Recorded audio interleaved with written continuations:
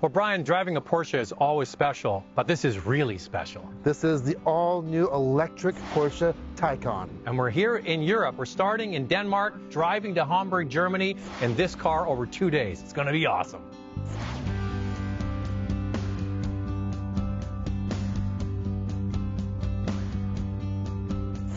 Driving Television was invited to drive this all-new Porsche Taycan Turbo and Turbo S. In fact, we're some of the very first journalists to ever get a chance to drive this high-performance electric car on the Autobahn. Not only do we get a chance to drive on the highway, through some beautiful backcountry roads, but most importantly to experience the very fast charging times in real-world situations along the way. Taycan is how you say it, by the way. It's not Taycan, or goes along with all the fancy other names that they have for Panamera and Macan and Cayenne. It works, I think. I can't remember a launch of a vehicle that has had this much buzz about it, because a new Porsche is something special, and a new electric Porsche is really something special. So I think that this is the future, and they want to make a statement with this product about where they're going as a brand, and we're driving the future of Porsche. And what are your first impressions? You know, Porsche has built their reputation on high quality sports cars, racing, and they've brought it to the electric arena for sure. Hands down, this is a Porsche.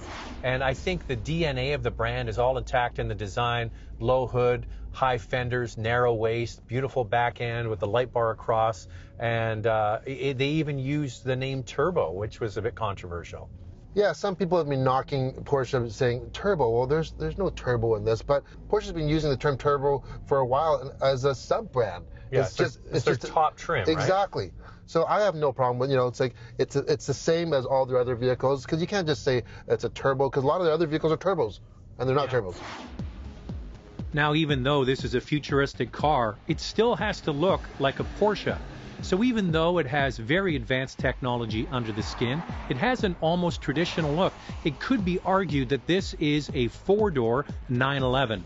It's not nearly as big as the Panamera.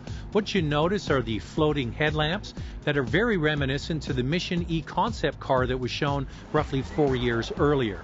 Also along the side of the car, you have what are called air skirts to move the air along the side of the vehicle. The back has a tail lamp that runs from side to side and beautiful curvaceous hips, just like the 911. Inside is high-tech. You get two 10.9-inch screens in the center of the dash. One is for the driver, and the second is an optional screen for the co-pilot. They both interact with the systems of the car, including charge time, music, telephone, you name it, that's available for both passengers. Also, in behind the steering wheel is another fully digital instrument cluster. You know, when you get in this, Porsche went to great detail to have the height of the doors, the dash, the console, the seating position, and the steering wheel similar to what you would feel in a 911 car. So when you get in this, you feel like you're driving a big 911, which is, I think, the best analogy. But it's electric, and away we go. Porsche unveiled the top two trims of the Taycan to get the world very excited: the Taycan Turbo and the Turbo S. The Turbo has 670 horsepower, and the Turbo S has 750 horsepower with maximum torque of 774. Of course, these vehicles are very fast, and with this much power, 0 to 100 kilometers an hour are very impressive. Which, by the way, is 2.8 seconds on the Turbo S. And the 0 to 200 kilometer an hour speed? 9.8 seconds. It moves your organs around when you accelerate. It feels like you're being shot out of a cannon. And, you know, Tesla's been doing this sort of ludicrous mode stuff for quite a few years, and Porsche didn't beat them in that 0 to 100 kilometer time, but they certainly have a compelling package. Because what you get with a Porsche is you get all the handling and all the decades of engineering into chassis development and those sorts of things. Yeah, so this comes standard with adaptive air suspension. Yeah. And optional, you can get the PDCC, the Porsche Dynamic Chassis Control. You can get active rear steering, all the things you get in the Porsche sports car and SUV lines available here for the chassis, which is, you know, really second to none when it comes to handling. They put a lot of time and money into this Taycan to make sure it felt like every other car. $6 billion is being invested at Porsche for this electrification. So what are the rough numbers? Because everything is added on with Porsche. Well, the rough numbers for the Turbo, it's about $175,000 to start, and the Turbo S, about $213,000. And that's comparable to 911 Turbo and 911 Turbo S, nicely equipped. So they're kind of in lockstep there. The good news is there is a less expensive but less powerful Taycan 4S also coming to Canada with 429 horsepower, but a much less expensive $119,000 starting price.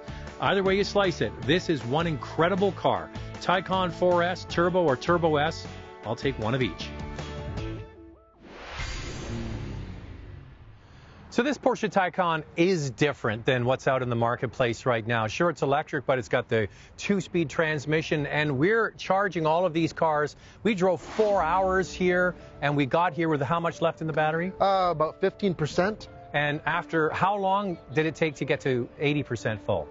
Just over 20 minutes. Like, seriously, faster than I could eat my lunch. Now that is a game changer, being able to get that much power into this capable of a car in 20 minutes roughly. So the future of electric is 800 volts, and I think we're going to see that not only in Porsche cars but other Volkswagen Group cars in the future.